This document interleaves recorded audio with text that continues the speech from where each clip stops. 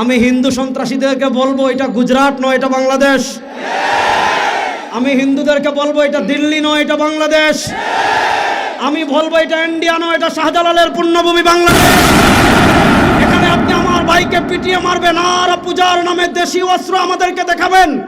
যদি আমাদের সাথে আপনারা খেলতে চান, মাঠে আসেন, আমরা খেলার জন্য প্রস্তুত।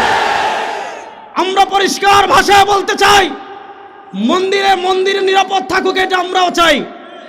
মন্দিরে যারা আগুন লাগিয়েছে তাদের বিচারের সম্মুখীন করা হোক, এটা আমরাও চাই।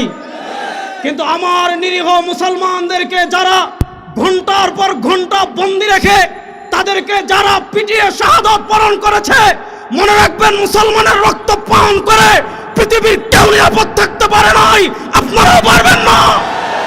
এই রক্ত কথা বলবে ইনশাআল্লাহ। আমি সর্বশেষ আরেকটা কথা বলে শেষ করছি। বাংলাদেশে আপনারা বিভিন্ন ইস্যু চেঞ্জ করেন, একটাকে ঢাকার জন্য আরেকটা আনেন, আরেকটাকে পিছনে ফেলার জন্য আরেকটা আনেন। ভাইদের শাহাদাতের ঘটনা আমাদেরকে ভুলিয়ে দিবেন।